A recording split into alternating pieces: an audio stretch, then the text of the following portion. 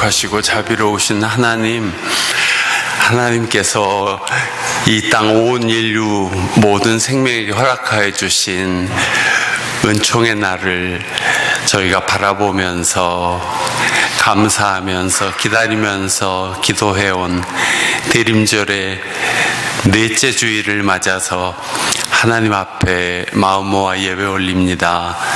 하나님이 여기 성령으로 임재하시어 하나님께 소망을 두고 하나님을 사랑하고 하나님을 믿는 사람들 받아주시고 믿음과 찬양과 감사를 받아주시옵소서.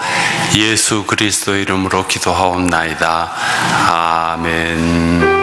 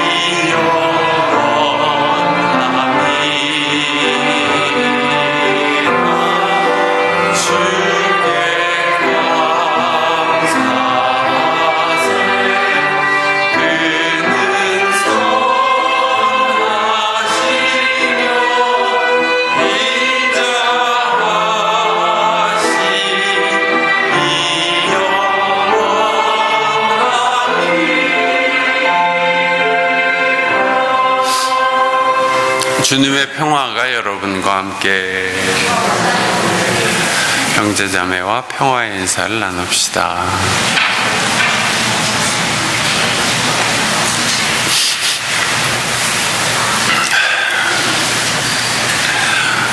굉장히 추운 날, 또 길도 미끄럽고 눈도 많이 왔는데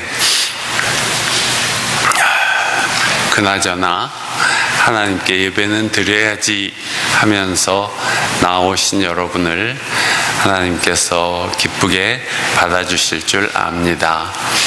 추워서 턱이 잘 움직이지 않는데 우리의 마음을 하나님 앞에 바쳐 올리면서 이 예배를 드립시다. 오늘 대림절의 넷째 주일입니다.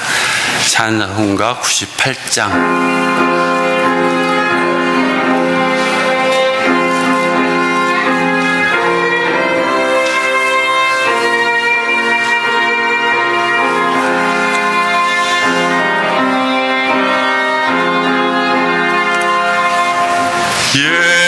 예수님 오소서. 임마누엘 우리 주 이곳에 오셔서 기도들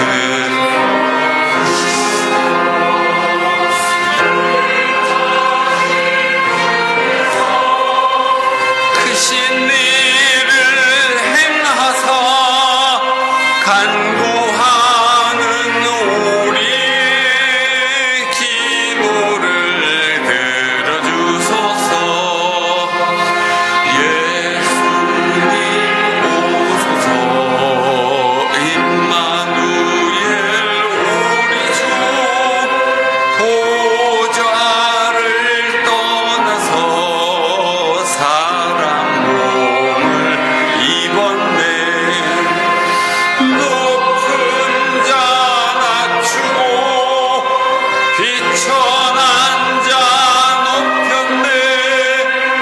만민 위해 오셔서 사슬을 풀어주소서. 예수님 오소서. 임마누엘 우리 주 죄악된 세상에 속죄주로 오셨네.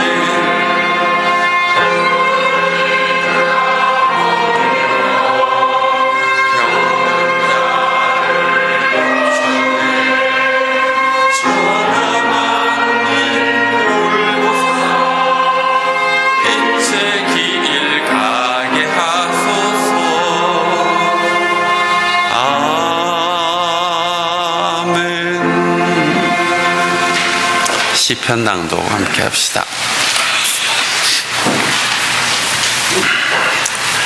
하나님, 우리를 회복시켜 주십시오. 우리가 구원을 받도록 주님의 빛난 얼굴을 나타내어 주십시오. 주 만군의 하나님, 얼마나 오랫동안 주님의 백성들이 올리는 기도를 노엽게 여기시렵니까? 주님께서 그들에게 눈물의 빵을 먹이시고 눈물을 물리도록 마시게 하셨습니다. 우리를 우리의 이웃에게 시비거리가 되게 하시니 원수들이 우리를 비웃습니다. 만군의 하나님, 우리를 회복시켜 주십시오. 우리가 구원을 받을 수 있도록 주님의 빛난 얼굴을 나타내어 주십시오. 아멘. 자리에 앉아서 우리의 연약함과 허물을 아뢰며 참여합시다. 아버지, 주의는 불쌍히 여기시고 자비를 베풀어 주십시오.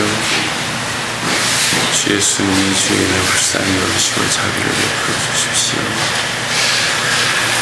주 예수님이 주의는 불쌍히 여기시고 자비를 베풀어 주십시오. 주 예수님이 주의는 불쌍히 여기시고 자비를 베풀어 주십시오.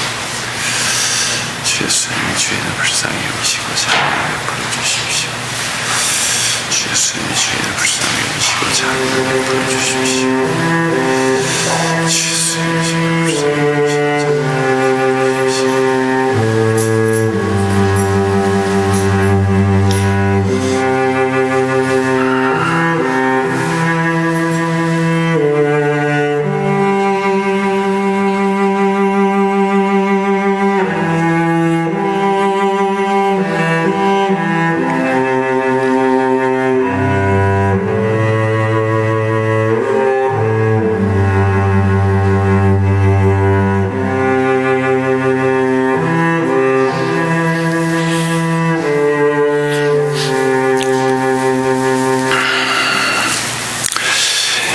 이사야 54장의 말씀입니다.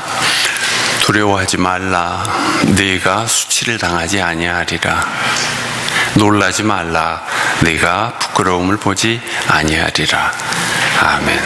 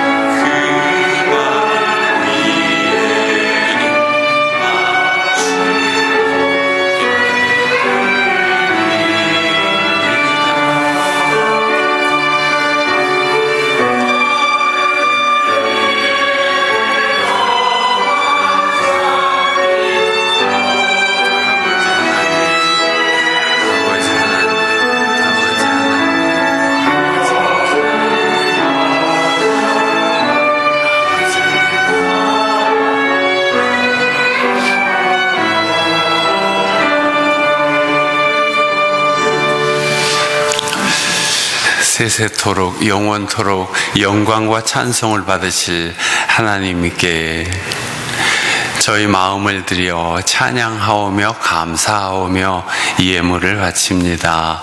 하나님, 저희 삶에 허락하신 은혜와 사랑이 크시니 넉넉하고 풍성하옵니다. 하나님 감사합니다. 하나님께서 저희들이 어둠 속을 헤맬 때 저희에게 빛을 비추어 주시고 참된 삶의 길을 가르쳐 주시고 열어 주셨으니 감사합니다. 오늘도 주님께서 이 땅 위에 베푸신 놀라운 기적을 저희가 바라보며 하나님께 예배를 올립니다. 하나님, 저희 삶의 여러 가지 형편들을 하나님께서 다 아시오니 헤아려 주시옵고, 저희가 어둠 속에 있지 않게 하시고 빛 가운데 나오게 하시며 빛의 자녀로 살아가도록 인도하여 주시옵소서. 거룩하신 하나님, 세상의 어려운 형편 가운데에서도 저희에게 은혜 베풀어 주셔서 모든 어려움을 믿음으로 잘 이기고 하나님의 약속에 대한 소망을 갖고 이기게 하시고 또 새로운 걸음을 희망으로 걷게 해주시니 감사합니다. 하나님, 영광과 찬송을 받으시옵소서. 우리 각자의 형편도 하나님께서 다 헤아리고 계실 줄 믿사오니 주님 굽어 살펴 주시옵고, 저희가 행여 어리석은 길로 들어서지 않도록 보호하여 주시옵소서. 늘 주님의 사랑을 입고 살아가는 저희들 감사하옵고 감사하오며 예수 그리스도 이름으로 기도하옵나이다. 아멘.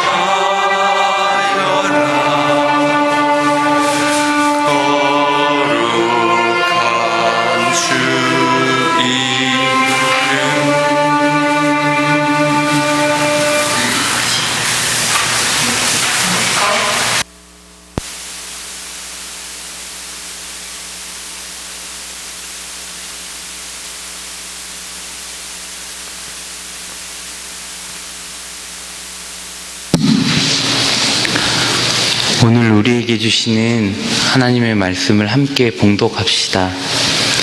처음 봉독할 말씀은 이사야 7장 10절에서 16절 말씀입니다.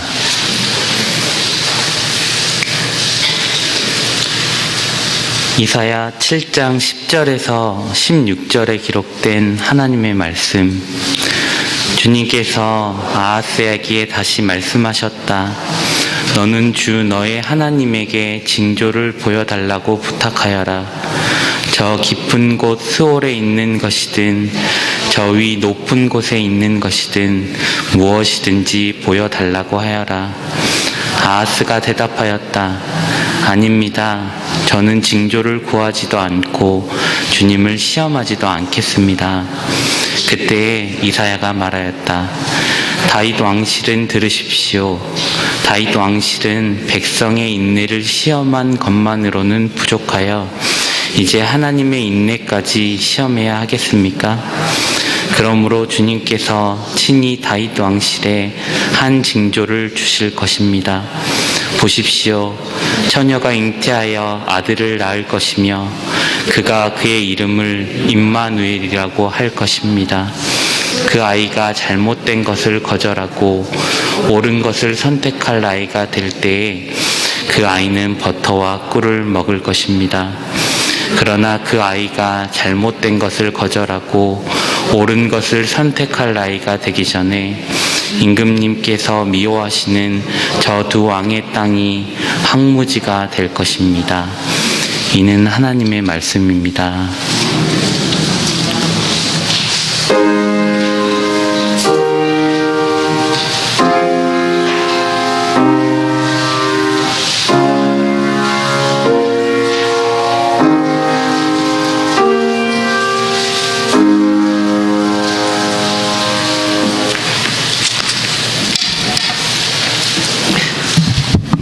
두 번째 말씀은 로마서 1장 1절에서 7절 말씀입니다. 로마서 1장 1절에서 7절에 기록된 하나님의 말씀. 그리스도 예수의 종인 나 바울은 부르심을 받아 사도가 되었습니다. 나는 하나님의 복음을 전하기 위하여 따로 세우심을 받았습니다. 이 복음은 하나님께서 예언자들을 통하여 성경에 미리 약속하신 것으로 그의 아들을 두고 하신 말씀입니다. 이 아들은 육신으로는 다윗의 후손으로 태어나셨으며 성령으로는 죽은 사람들 가운데서 부활하심으로 나타내신 권능으로 하나님의 아들로 확정되신 분이십니다. 그는 곧 우리 주 예수 그리스도이십니다. 우리는 그를 통하여 은혜를 입어 사도의 직분을 받았습니다. 그것은 우리가 그 이름을 전하여 모든 민족이 믿고 순종하게 하려는 것입니다. 여러분도 그들 가운데 들어 있어서 예수 그리스도의 부르심을 받은 사람이 되었습니다. 나는 로마에 있는 모든 신도에게 이 편지를 씁니다. 하나님께서 여러분을 사랑하셔서 그의 거룩한 백성으로 부르셨습니다. 하나님 우리 아버지와 주 예수 그리스도께서 내려주시는 은혜와 평화가 여러분에게 있기를 빕니다. 이는 하나님의 말씀입니다.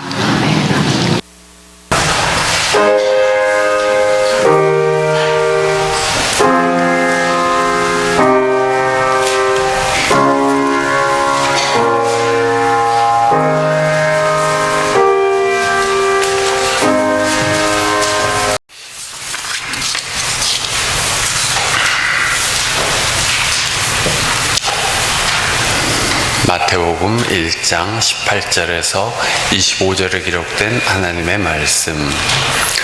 예수 그리스도의 태어나심은 이러하다. 그의 어머니 마리아가 요셉과 약혼하고 나서 같이 살기 전에 마리아가 성령으로 잉태한 사실이 드러났다. 마리아의 남편 요셉은 의로운 사람이라서 약혼자에게 부끄러움을 주지 않으려고 가만히 파혼하려 하였다. 요셉이 이렇게 생각하고 있는데 주님의 천사가 꿈에 그에게 나타나서 말하였다. 다윗의 자손 요셉아, 두려워하지 말고 마리아를 내 아내로 맞아들여라. 그 태중에 있는 아기는 성령으로 말미암은 것이다. 마리아가 아들을 낳을 것이니 너는 그 이름을 예수라고 하여라. 그가 자기 백성을 그들의 죄에서 구원하실 것이다. 이 모든 일이 일어난 것은 주님께서 예언자를 지켜서 이르시기를 보아라, 동정녀가 잉태하여 아들을 낳을 것이니 그의 이름을 임마누엘이라고 할 것이다 하신 말씀을 이루려고 하신 것이다. 임마누엘은 번역하면 하나님이 우리와 함께 계시다는 뜻이다. 요셉은 잠에서 깨어 일어나서 주님의 천사가 말한 대로 마리아를 아내로 맞아들였다. 그러나 아들을 낳을 때까지는 아내와 잠자리를 같이 하지 않았다. 아들이 태어나니 요셉은 그 이름을 예수라고 하였다. 이는 하나님의 말씀입니다.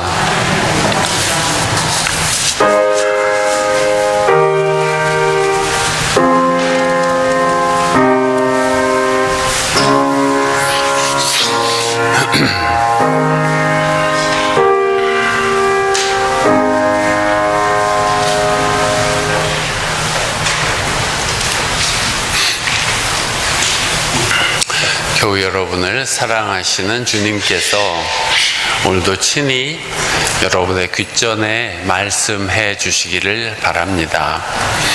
오늘은 대림절의 넷째 주일인데 성경 본문의 분위기는 거의 성탄절입니다.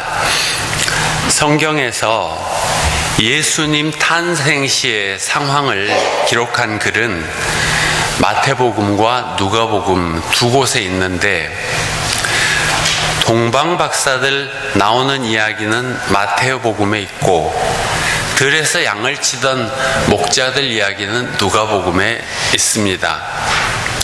마태복음의 성탄 기사는 요셉의 순종이 아름답습니다. 그리고 누가복음에는 마리아의 순종이 거룩합니다. 이들의 순종을 통하여 예수님은 세상에 오셨습니다. 마태복음 기록자는 1장에서 예수님의 족보를 쭉 열거한 다음 예수께서 태어나신 경위를 설명하고 있습니다. 요셉은 마리아와 약혼을 했는데 이때 약혼은 신랑이 아직 신부를 데려오지는 않았지만 그래도 법적으로는 이미 결혼한 것과 같은 그런 효력이 있었다고 합니다. 그래서 호적하러 가는 길도 같이 이제 갔겠죠. 그런데 아니 약혼녀가 임신을 했다고? 이른바 대략 난감한 일이 일어난 것입니다. 요셉은 훌륭한 인격자였습니다.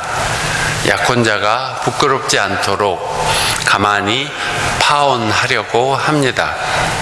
그런데 천사가 꿈에 나타나서 이런 말을 합니다.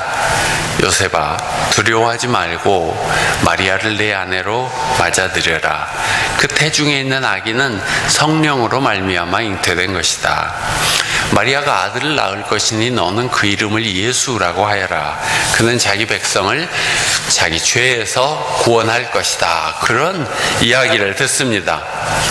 그래서 요셉은 세상이 뭐라고 하든 세상의 이목에 개의치 않고 하나님의 뜻에 따라 마리아를 지켜주어야겠다고 결심을 합니다. 그래서 요셉은 어떻게 되었어요? 예수의 아버지가 된 것입니다. 하나님의 말씀을 듣고 아멘 한 요셉은 그리스도의 아버지가 되었습니다. 마태복음 기자는 이 모든 일이 예언의 성취라는 생각으로 이 일을 복음서 서두에 기록했습니다. 이 모든 일이 일어난 것은 주님께서 예언자를 시켜서 이르시기를 보아라, 동정녀가 잉태하여 아들을 낳을 것이니 그의 이름을 임마누엘이라고 할 것이다 하신 말씀을 이루려고 한 것이다 그랬습니다. 예언자를 시켜서 하신 말씀이란 바로 오늘 이사야 7장에 나오는 말씀이죠. 이사야의 이 말씀은 예수님 나시기 전 700년도 전에부터 있었던 이야기입니다. 옛날 중국의 북쪽 지방과 시베리아의 아무르 지방에는 하얀 호랑이가 태어나면 세상에 한번 뒤집어진다는 이야기가 있었습니다. 말하자면 그런 이야기가 이스라엘에 있었다는 것입니다. 처녀가 잉태해서 아들을 낳을 것인데 그것은 하느님이 세상에 오시는 놀라운 일이 될 것이라는 그런 이야기였습니다. 이 이야기 자체는 구성이 체계적이지 않아서 좀 아리송하지만 마태복음 기자가 주목한 내용은 동정녀가 아들을 낳으리라는 말씀이었습니다.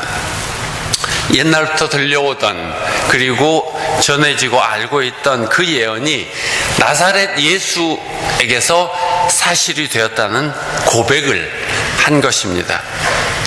요셉과 마리아의 가정에서 태어난 예수는 임마누엘, 즉 하나님이 우리와 함께 계시게 된 일이라는 예언이었죠. 여기서 한 가지 의문이 생기는 분도 있을 것입니다. 구약 성경에는 임마누엘이라고 했는데 복음서에는 왜 요셉은 예수라고 이름을 지었지? 우리는 이 두 가지 이야기를 초시간적으로 한 성경에서 함께 알고 있지만 예수님 태어나실 때 이사야의 이야기는 700년 넘게 전해져 내려오던 전설 같은 것이었습니다. 그리고 예수님의 부모들은 그 이야기가 있었는지도 몰랐을 수 있고 또 그 이야기가 이 아기에게 해당되는 것인지 몰랐을 수 있습니다. 나중에 복음서 기자 마태가 아기 예수의 탄생에는 그런 의미가 있었다고 고백한 것이죠. 요셉이 태몽에서 들은 생생한 천사의 음성은 아기 이름을 예수라고 하여라 하는 것뿐이었습니다. 옛 이야기가 현실이 되었습니다. 하나님이 사람으로 오신 것이었습니다. 그러나 예수께서 하나님의 아들이 되신 것은 마태복음 기자가 이렇게 썼기 때문에 된 것이 아니라 예수께서 예수님의 생애 자체에서 그것은 낱낱이 드러나고 있습니다. 만약 기독교 신앙이 거룩하고 전능하신 보이지 않는 하나님에 대해서만 생각하고 섬기는 종교의 하나였다면 인간사의 아픔과 눈물과 희망과 감동은 거기 없을 것입니다. 그런데 예수님은 연약한 아기로 태어나시고 권력자들의 위협을 피해서 피난을 다니고 부모 형제와 함께 아침 먹고 점심 먹고 저녁 먹고 잠자고 사람들에게 오해와 공격을 받기도 하고 배신도 당하고 부당한 재판을 받기도 하고 마지막에는 끔찍한 고통 속에서 죽임을 당하신 그야말로 파란만장한 인간 세상의 온갖 희노애락을 온 몸으로 살아가셨습니다. 예수님의 삶은 그 자체가 땀 냄새 가득하고 먼지 풀풀 나는 인간 역사입니다. 예수 그리스도는 수많은 병자들을 고쳐주시고 수많은 이야기를 들려주시면서 사람 세상 한복판을 걸어 다니셨습니다. 하나님이 어디 계시냐 하는 사람의 의문에 대하여 하나님은 침묵하지 않으십니다. 예수 그리스도의 탄생 자체가 하나님의 답변입니다. 그리스도는 가장 가난한 사람들과 함께 사셨습니다. 인간의 병고를 아셨습니다. 세상의 부조리한 규범들과 그 굴레를 쓰고 사는 사람들의 비애를 아셨습니다. 사람들을 미혹하는 사탄의 간교한 유혹도 받으셨습니다. 몸소 살이 찢기는 채찍을 맞고 피를 흘리셨습니다. 전율할 고통이며 뼈에 사무칠 사랑입니다. 인간의 아픔과 눈물과 감동 정도가 아니라 아주 그 끝을 보신 분이 예수 그리스도이십니다. 이렇게 사셨던 예수님의 삶의 현장을 깊이 생각하면 그분이 나의 마음을 울립니다. 나의 마음 속에 들어오십니다. 고통이 너무 커서 하나님께 항변하고 싶은 사람이 있으면 그런 고통을 벗겨주시려고 그리스도께서 피 흘리며 매달리신 십자가 밑에서 그 고통을 그리스도께 맡겨야 합니다. 하나님은 인간의 고통 때문에 세상에 오셨고 그를 믿는 사람들을 통해서 세상의 소금과 빛이 되셨습니다. 예수님 때문에 뒤집어진 헤아릴 수 없이 많은 사람들의 생애가 그 증거가 됩니다. 지금 예수님 태어나신 지 2000년이 넘은 지금 우리가 알고 고백할 수 있는 것은 예수님으로 인하여 세상 역사 자체가 뒤집어졌다는 것입니다. 전에는 역사라는 것이 서로 죽이고 죽고 빼앗고 빼앗기는 전쟁과 점령과 약탈의 내용이었는데, 물론 예수님 이후에도 그런 전쟁과 약탈의 인간 역사는 계속되었지만 그 어둠을 밀어내는 촛불처럼 사랑과 진리, 정의와 용서, 나눔과 평화와 같은 보이지 않는 실체가 인간사의 내면에 흐르게 되었습니다. 나를 따르라 하는 예수님의 말씀을 듣고 따르는 사람들이 생겨났습니다. 너희도 서로 사랑하여라 하신 계명을 자신의 생을 걸고 실천하는 사람들이 생겨났습니다. 예컨대 예수님께서 버림받은 나병 환자들을 치료해 주신 후에 오랜 세월이 지나 한국의 고흥 소록도에 나병 환자들을 모아서 같이 살게 하고 병원을 지어 치료했던 최응종 목사님과 쉐핑 선교사님과 같은 분들이 예수님을 따라 그 생애를 살아간 것이죠. 또 20대 젊은 나이에 소록도에 와서 70 할머니가 되도록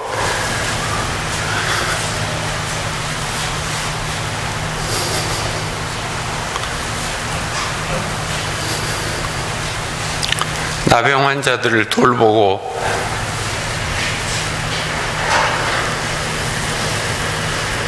사랑하다가 말도 없이 떠났던 오스트리아의 두 수녀도 예수님께 생애를 헌신했던 분들입니다.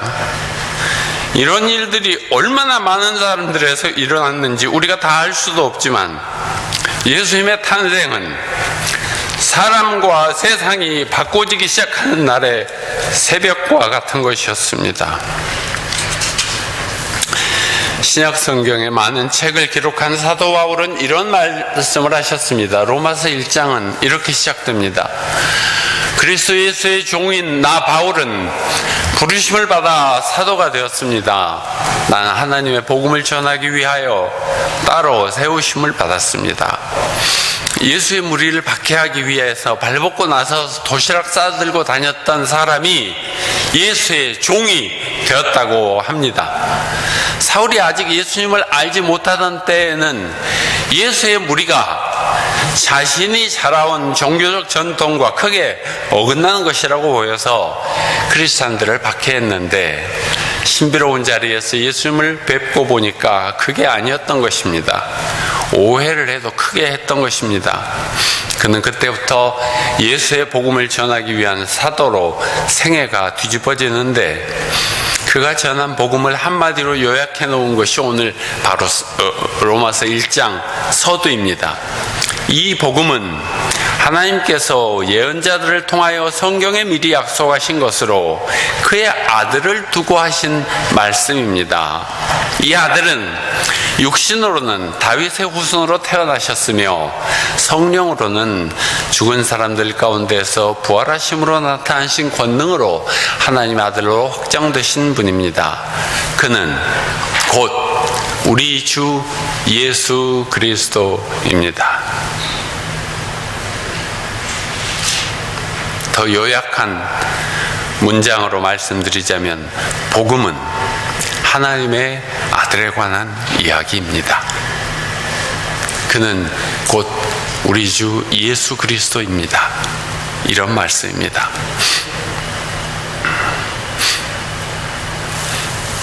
다 같이 저를 따라 한번 하십시오. 복음은 하느님의 아들에 관한 이야기입니다. 그는 우리 주 예수 그리스도이십니다.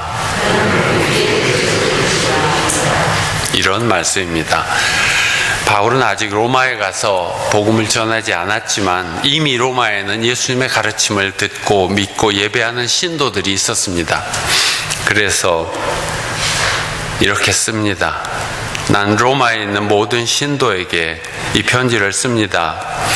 하나님께서 여러분을 사랑하셔서 그의 거룩한 백성으로 부르셨습니다. 하나님 우리 아버지와 주 예수 그리스도께서 내려주시는 은혜와 평화가 여러분에게 있기를 빕니다. 바울 사도의 이 말씀을 저는 광주 고백교회 교우 여러분에게 드립니다. 하나님께서 여러분을 사랑하셔서 그의 거룩한 백성으로 부르셨습니다. 하나님 우리 아버지와 주 예수 그리스도께서 내려주시는 은혜와 평화가 여러분에게 있기를 빕니다.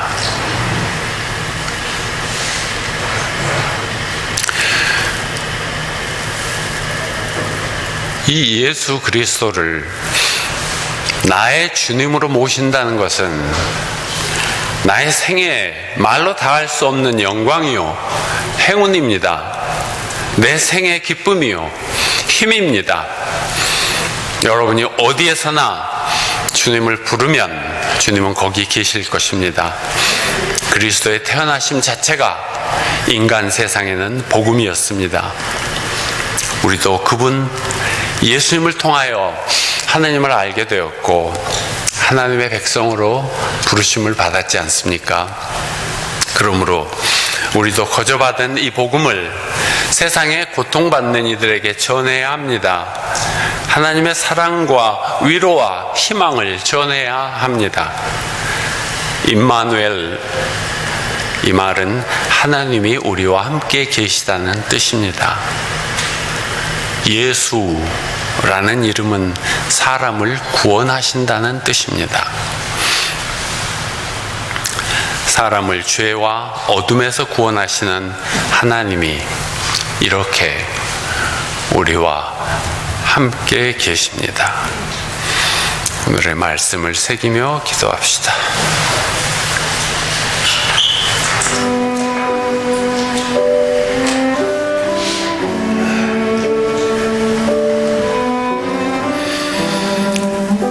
하나님께서 여러분을 사랑하셔서 그의 거룩한 백성으로 부르셨습니다. 하나님 우리 아버지와 주 예수 그리스도께서 내려주시는 은혜와 평화가 여러분에게 있기를 빕니다.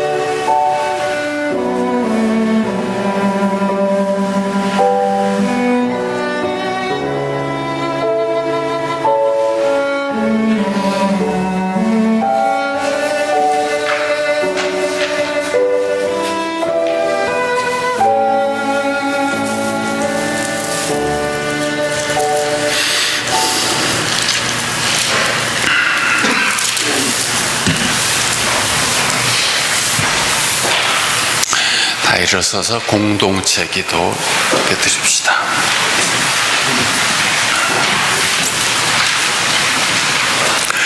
몸으로 오셔서 세상을 구원하신 주님을 찬양하오며 우리의 믿음과 감사를 모아 기도합니다. 주님은 모든 사람의 마음과 소원을 다 아시며 은밀한 것이라도 모르시는 바 없사오니 성령의 감화로 우리 마음과 생각을 정결케 하시어 주님을 우러러 기도하고 찬양하며 거룩하신 주님 안에 살게 해주십시오. 전쟁과 질병으로 소란하고 불안한 세상이 주님의 도우심으로 평화를 누리게 하시며 곧 오시는 주님을 마음 열어 영접하고 희망과 기쁨을 잃지 않게 해주십시오. 낮은 곳에 사는 이들에게 자비를 베푸시어 삶의 신비를 깨닫고 영광의 주님을 바라보며 각자 빛나는 생을 살아가게 해주십시오. 하늘에 계신 우리 아버지, 이름이 거룩히 여김을 받으시오며 나라가 임하시오며 뜻이 하늘에서 이룬 것 같이 땅에서도 이루어지이다. 오늘 우리에게 일용할 양식을 주시옵고 우리가 우리에게 죄 지은 자를 사하여 준 것 같이 우리 죄를 사하여 주시옵고 우리를 시험에 들게 하지 마시옵고 다만 악에서 구하옵소서. 나라와 권세와 영광이 아버지께 영원히 있사옵나이다. 아멘.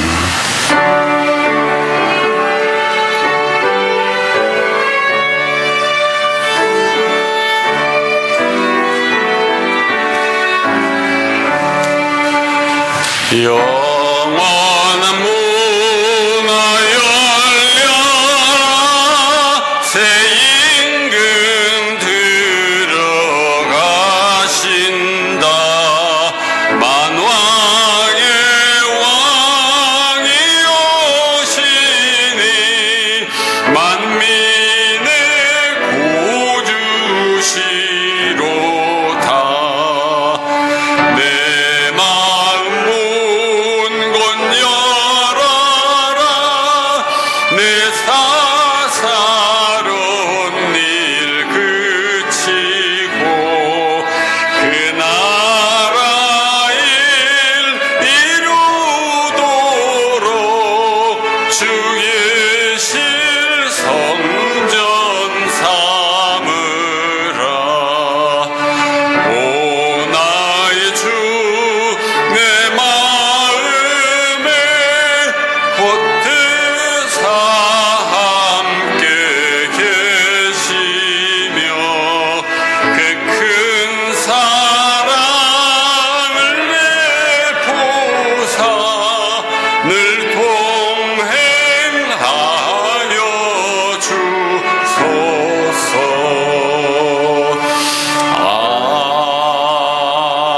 아멘.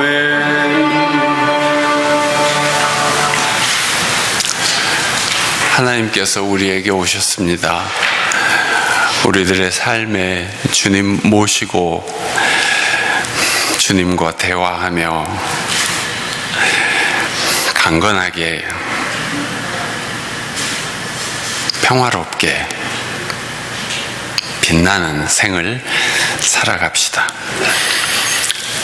이제 이 땅에 오셔서 우리에게 참 삶의 길을 열어주신 우리 주 예수 그리스도의 은혜와 하나님 아버지의 놀라우신 사랑과 성령님의 동행하심이 오늘 대림절 넷째 주일 예배를 하나님께 드리고 다시 새로운 시간으로 삶의 자리로 나아가는 주의 백성들 위해 늘 함께 계시기를 축원합니다. 아멘.